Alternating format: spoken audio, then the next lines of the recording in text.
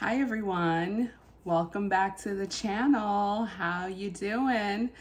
I know it's been a minute since we put out the last video, but as promised, I am dropping part 3 of our summer series, Medical Billing and Coding for Newbies, this month. I'm actually going to be putting out the third video today, which is going to be medical billing versus medical coding, understanding the difference.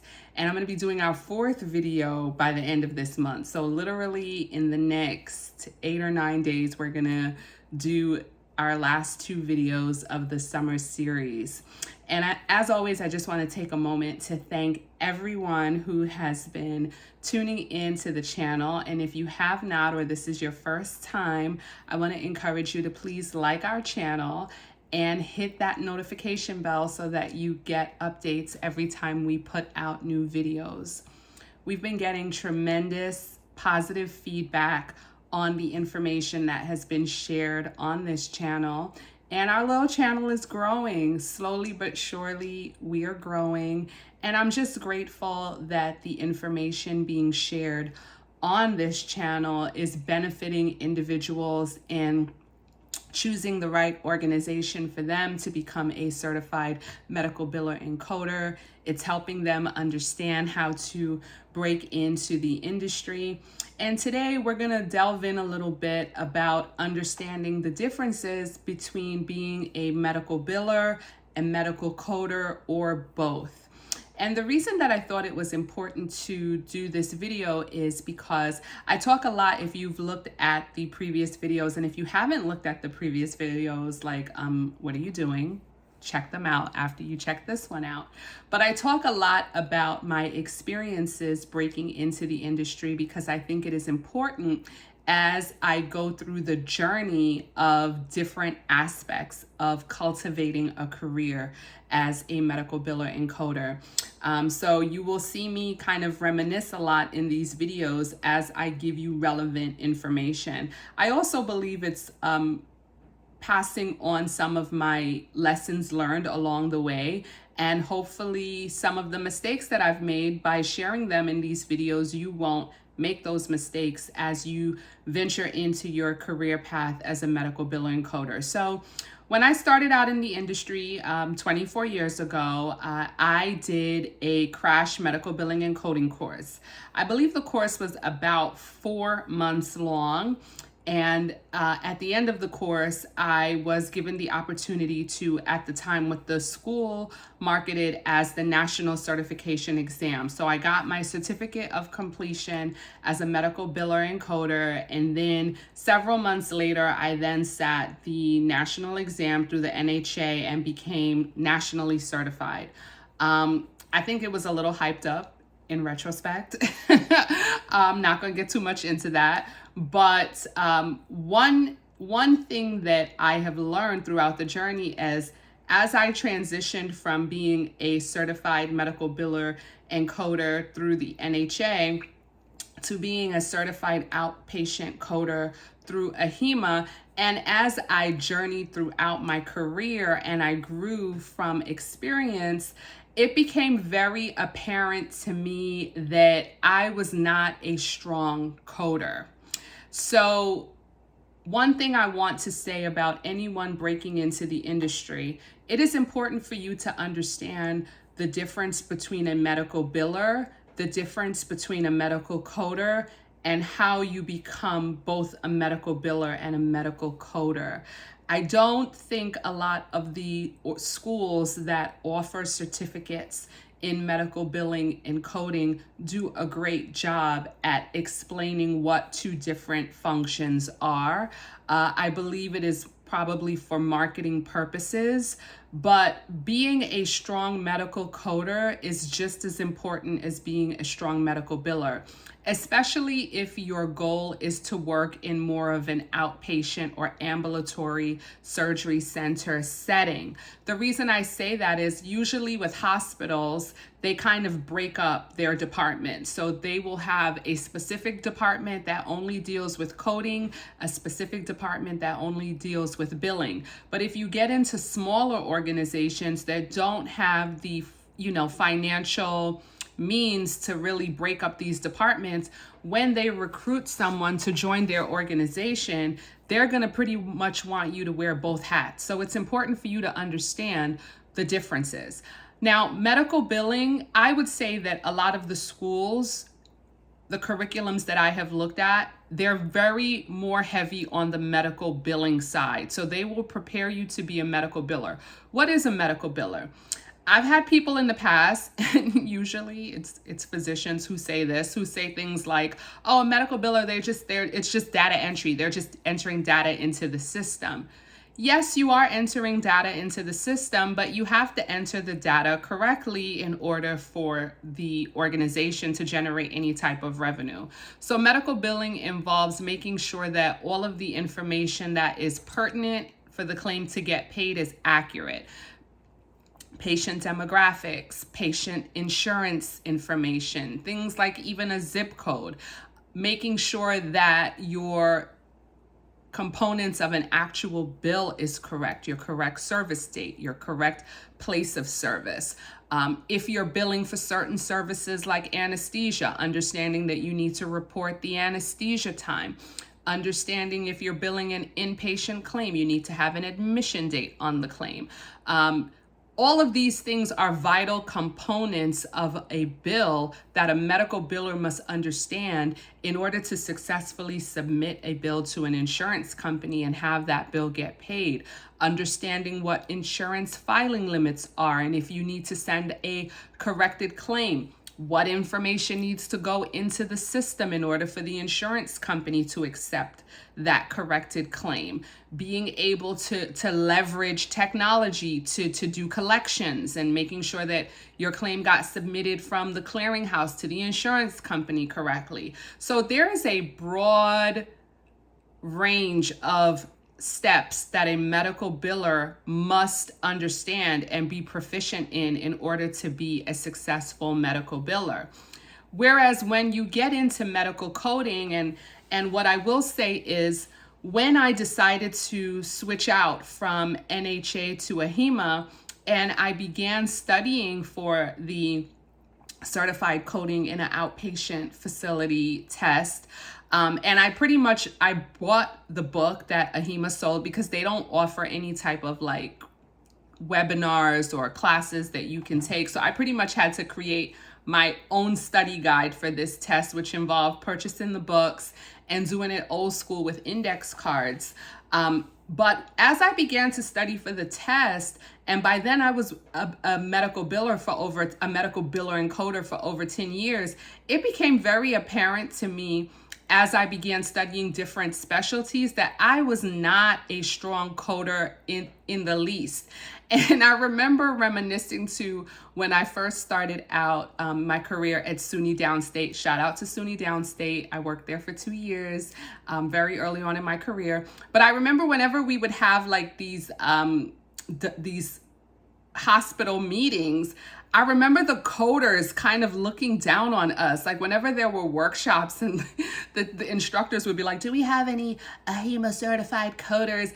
And they were very snooty. And I was like, well, why do they think they're better than us? But fast forward 10 years later, I'm studying for the CCSP and I'm realizing how much coding I really don't know.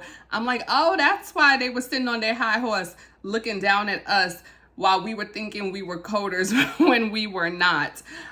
So my point is, as I began to study for this exam, I really had to go deep into the fundamentals of understanding ICD-9, but by then it was 10, ICD-10 coding guidelines, taking me through step by step, understanding all the different body systems, understanding, how to code laterality. It was a whole world that opened up to me as I was preparing for this exam that made me realize I really was not a strong coder. What helped me to get by in my career was I worked in specialties that often utilized the same codes. So I worked in OBGYN, which was not extremely complicated to code. I worked in gastroenterology, which is more challenging than OBGYN, OBGYN has gotten a little bit more challenging with I-10, but it's still pretty much the same codes. But I had a mentor when I worked in GI, and she taught me a lot about coding, and that's what helped me understand GI coding. For most of my career at that point, I had only worked in OBGYN, GI, and I did internal medicine, which you're dealing with a lot of E&M codes and annual codes. So as long as you understand the concept of that. But as I got into more challenging specialties like the integumentary system, optical, I realized fractures. I realized that I was not a strong coder. So I'm going to tell you some things that you might want to look for. Obviously, there are too many schools offering MBC programs for me to give you a fundamental blueprint. First of all, if you want to be a medical biller, most of the curriculums, I'm pretty sure, are going to give you the blueprint to being a medical biller. If you want to be a medical coder, you really need to pick a school that has a realistic timeline. If a school is telling you that they're going to make you a certified medical biller and coder in 2 months, 3 months, that's probably not a school that's really going to delve into understanding coding, understanding the entire human anatomy, and really breaking it down step by step. You want to look at the syllabus of the school and make sure that if they're telling you that they're doing medical billing and coding, that they're doing in-depth review of ICD-10, they're doing in-depth review of CPT, they're doing in-depth review of HCPCS coding, which is many of like the codes that have a alpha character in the front. So a lot of the drug codes. They really want to take the time and go through all of those different things with you. If a curriculum is not offering that, chances are they are not going to prepare you to be a certified coder. So far, based on my experiences, and I just want to say none of these companies pay me. I'm just calling it like I see it based on my journey and what I've seen others go through.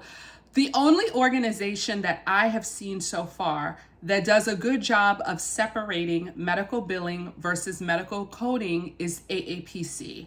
They have certification exams that are very specific to being a certified biller versus a certified coder.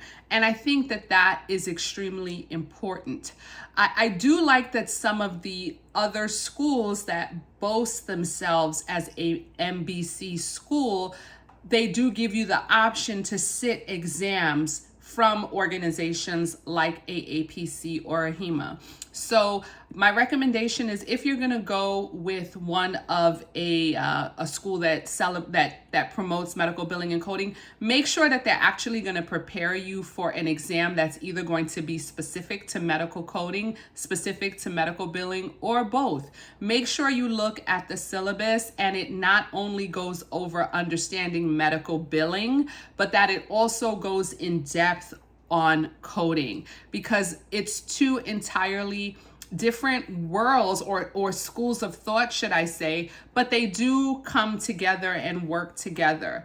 I remember when EHRs started rolling out, I worked with several organizations as a consultant, and one of the things they would always say is, oh, the doctor is responsible for their coding. We don't code, the doctors code and we enter. But as I worked with the providers, it became very apparent to me that they really didn't understand coding. They had no idea that, if they saw a radiologist who's a part of the group and then saw an internist, that internist couldn't bill that visit as a new patient visit because the radiologist is a part of the same PC and they already saw the patient. So I think it's a fallacy when organizations think that the providers are going to take ownership of coding. Providers don't go to school to learn how to code. They go to school to learn how to take care of patients and make them better. So it's really the job of the certified billers and coders to really understand what they are doing so that they can communicate that information to the providers and work together. And I felt it was very important to mention that because oftentimes too many individuals from an operation standpoint put the onus of the provider fully understanding coding and billing when that's not their wheelhouse. We have to kind of work together to accomplish that common goal.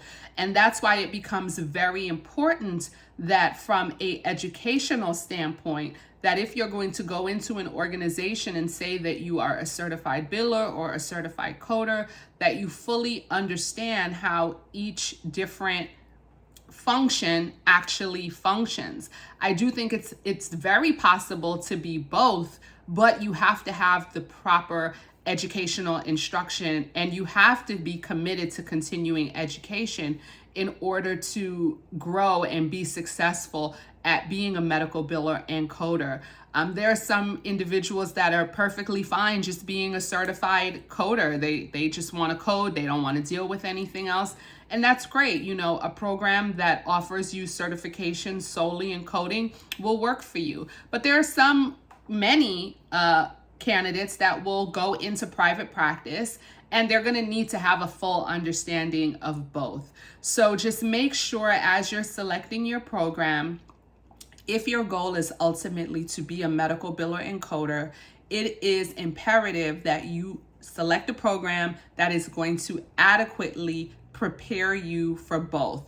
Do not be fooled by some of these watered down programs, and I know a couple of them, I'm not going to call them out, but do not be fooled by some of these watered down programs that tell you that they're going to prepare you to be a medical biller and coder, and they're really just focused more on billing and not giving you even a smidge of what you are going to need in order to be a successful coder as well. So as always, I hope that you found the information in this video helpful. Again, please do not forget to like, subscribe, and hit that notification bell so that you are always getting content right as it is delivered and live on YouTube. I want to thank you so much, as always, for taking the time to check out this video. My name is Tiffany Robinson. I'm representing the state of New York. Whoop, whoop. And I will see you guys again soon. Bye.